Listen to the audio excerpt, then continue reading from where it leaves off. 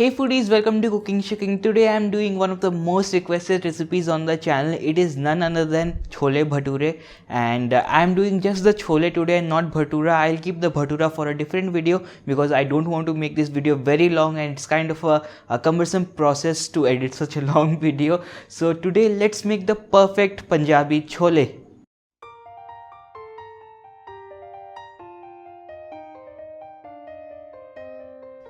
The recipe begins with the dry chola, that is chickpeas, and I have soaked about 1¼ cups of chickpeas for about 8 hours in about 6 to 7 cups of water. You can see they have doubled in size and looking perfect. Now we will boil them. So to boil them, I have added them to a pressure cooker. You can also use a pot, but it will take much longer. To the chickpeas, I will add in 2 black cardamom, about 2 tablespoons of amla. This is dry amla or dried Indian gooseberry. I will also tear and add in 2 bay leaf, and finally salt. You can also add in 1 tea bag if you want to do this, but that's totally optional. I don't prefer. I will just cover this with some water. Water level is good. Now I will cover the pressure cooker and cook this in high flame for about 4 whistles. After that, lower the flame and cook this for about 7-8 minutes or so, and our chickpeas will be done. The chickpeas are done and they have gotten a beautiful color. You can see how soft they are. They need to be soft like this and juicy like this. And now let's make the masala. This is a very oily recipe, let me tell you. Both the chola and bhatura is very oily. It takes a lot of ghee and oil. So you can reduce it down if you want to, but tastes much better if you add more oil. After the oil is hot, add in some cumin seeds along with a cinnamon stick, 2 or 3 green cardamoms, and about 4 to 5 cloves. Give this a stir and cook this for a minute so that oil really gets infused with these flavors. Next, I will add in onions to this, and this recipe has a lot of onions. I am using 4 onions in 2 forms. About 3 onions are pureed and 1 onion is chopped. I will cook these onions until they are golden, which will take about 9 to 10 minutes. The onions are looking beautiful and golden, and they will bring out a really amazing flavor to this recipe. Next, I will add in about a tablespoon of ginger garlic paste to this and cook this for about a minute or so that the rawness is gone. Alright, so next I'm going to add in some blended tomatoes, and you have to cook these tomatoes really well. We don't want any raw flavor in this. It will take about 6 to 7 minutes to cook this as well. Looks good. Now I'm going to add in all the masalas together.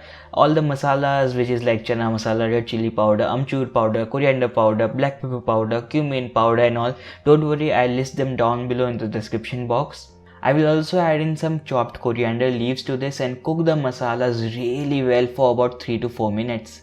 Remember one thing, the secret to a good chole is how you cook the masala. So take your time, cook the masala slowly and patiently, and the end result will always be great. Now that the masala looks really good and looks really well bhunified, I'm going to add in the chole to this and mix this briefly.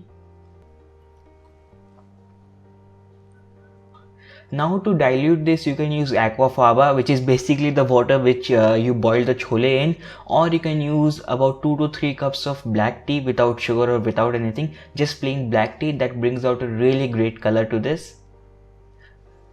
Now all that's left is to cook this chola for about 5 to 8 minutes so that all the flavors mingle well and all the chola, that is boiled chola, captures all that yummy flavor.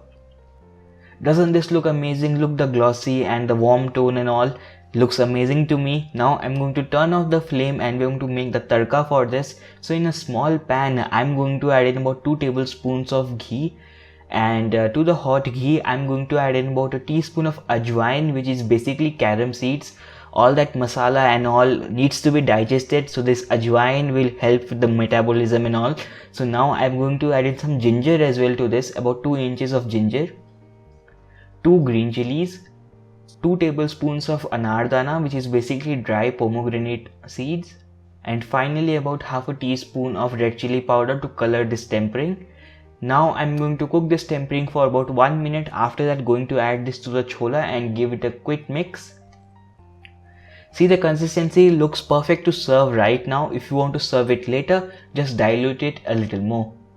I'm going to now serve this with some bhaturas. You can also serve this with some kulcha or rice or fulkas, whatever is your choice. Going to serve this with some bhaturas now. Doesn't this platter look amazing? All that I'm missing right now is sirke wale pyaz. If that was here, it would be a trip to heaven. Alright guys, my chola and bhatura both are done. Those are looking absolutely delicious, doesn't it? I have done my part by showing you how to make this. Now you have to try this out in your home kitchen and share with me how it goes for you. Unfortunately, I can't taste it today. I have a bad stomach, but I'll keep it for later. Thank you so much for watching this video. Remember to click the subscribe button and ring the bell icon beside it so that you get notified as soon as I post a new video on my channel. Also, do check out my Hindi channel. I do post some quirky recipes there. So the Hindi channel name is Cooking Shooking Hindi. See you there. Bye. Take care.